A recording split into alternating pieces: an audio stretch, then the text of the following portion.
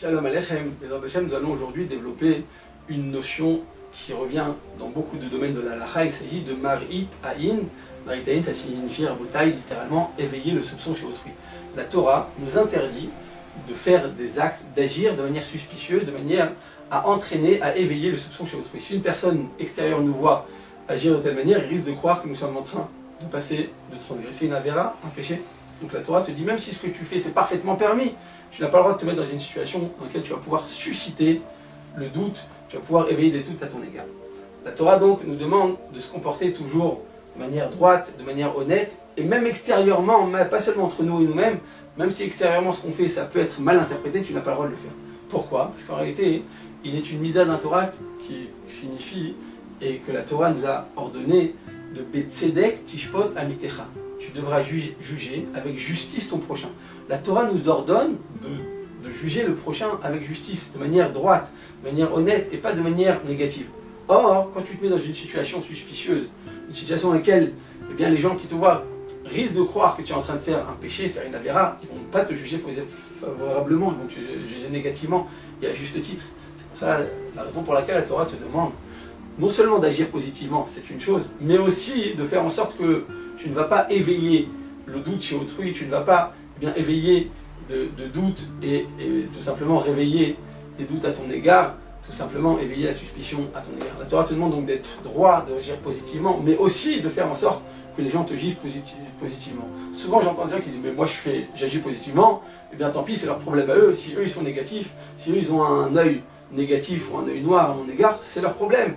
Ils ont qu'à se débrouiller, moi j'agis positivement. La Torah te dit non mon petit. Non seulement tu dois agir positivement, mais tu dois montrer aux gens que tu es positif. Pas pour les gens, parce qu'Akadosh Baruch Hu te le demande. Nous avons appris ça de Moshe Rabbeinu à Rabotai. Moshe Rabbeinu, le plus grand des Nevi'im, le plus grand de nos prophètes, celui sur lequel eh bien, la Torah va dire une phrase qui est remplie de signification à son égard. Ish Elokim. Moshe, c'est l'homme de Dieu. C'est-à-dire quoi, Ish Elokim?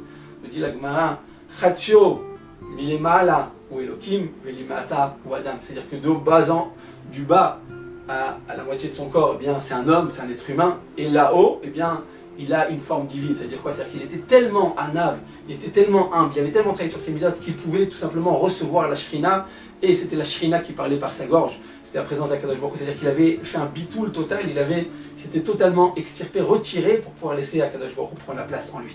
Donc c'est pour ça, Rabotai, que Moshe Rabbeinu, le plus grand de tous les Nevi'im, avant de mourir, il va prendre un cahier, il va prendre une feuille, il va réunir tout Israël et dire Rabotai, venez, je vais expliquer comment j'ai agi.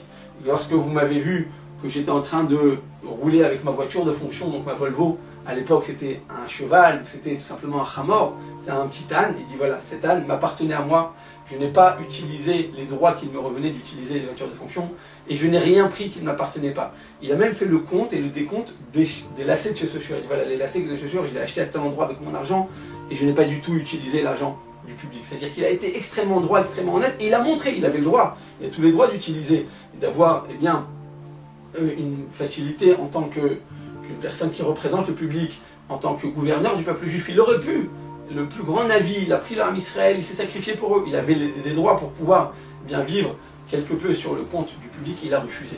Et non seulement il a refusé parce qu'il était un tzaddik, parce que sonner Matan Tirkier, comme dit le Shulchan Aruch dans le Mishpat, quand tu prends aucun cadeau, bien tu vas vivre, tu vas goûter la motivitude, mais en plus de ça, il a été honnête et il a montré à tout le monde. Donc être honnête dans Rabotai, tu dis non, mais moi j'ai pas de problème, je sais, devant Kadosh Baruch Hu, je suis honnête, tu dois aussi le faire montrer aux autres, pas pour se trouver grâce à leurs yeux, parce que Kadosh Baruch Hu nous demande eh bien, de ne pas éveiller le soupçon.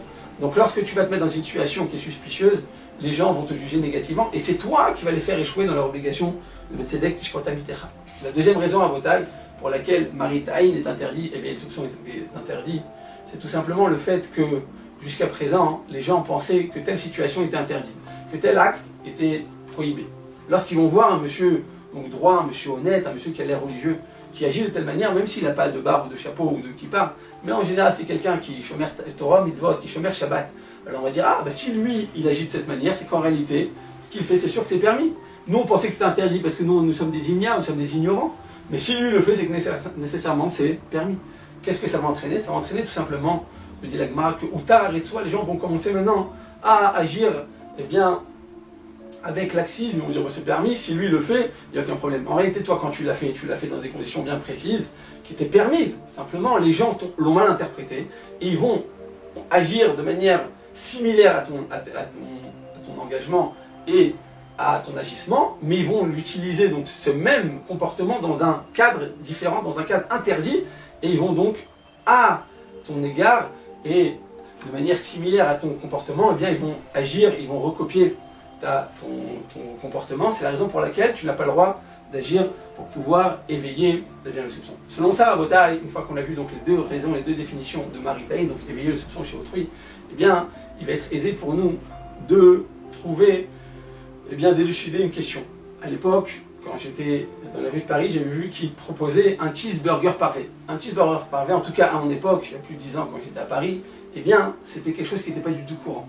Et alors, donc, je me suis posé la question, est-ce que c'était permis? Et donc, j'avais donc écrit une réponse de plus de 2 pages à cet effet. J'avais envoyé à la rabbanoute, qui était donc responsable de ce restaurant. Je leur ai dit, a priori, eh bien, ça devrait être interdit. Pourquoi c'est interdit? Parce que les gens ne connaissent pas encore, c'était pas encore, en tout cas à l'époque, un aliment qui était suffisamment répandu. Donc, les gens qui te voient manger un hamburger avec une tranche de fromage qui va dépasser sur le côté vont dire, ah, bah, il mange de la viande et du lait. Donc, selon Shulchan Aruch Rabotai, ça représente une interdiction de Marit Aïn. Donc je répète, c'est seulement dans le cas où l'aliment n'est pas suffisamment répandu. Toutefois, il faut savoir que cette halakha, eh bien, elle va changer, elle va varier en fonction de la génération dans laquelle on vit, en fonction de la région, de la génération, en fonction des aliments qui sont courants. Si c'est quelque chose de très courant, il n'y a plus de problème de Marit Aïn. Par exemple, les fausses crevettes, les substituts de crevettes qui sont vendus donc, dans le commerce, comme tout le monde sait que quand c'est vendu dans les magasins cachers, eh bien, il s'agit bien entendu de bâtons de surimi qui ont juste une forme de crevette, alors ça devient parfaitement permis. Il n'y a plus de problème de Maritaïn. Toutes les lois de Maritaïn, nous dit le prix Hadash, dans les lois de Maritaïn, de Yoridea, nous dit qu'elles vont varier en fonction de la région, de l'endroit et du moment dans lequel on se trouve. Donc si c'est un aliment qui est suffisamment développé, suffisamment répandu, il n'y a plus de problème de Maritaïn. Donc revenons à notre question à Botaï, est-ce que j'ai le droit de manger cet hamburger?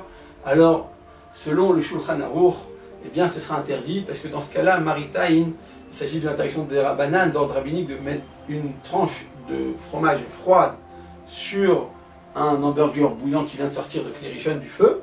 Eh bien, ça se représente une interdiction d'ordre rabbinique, et le Shulchan Aruch tranche qu'il y a un problème de Maritaïn, même dans l'interdiction d'ordre rabbinique.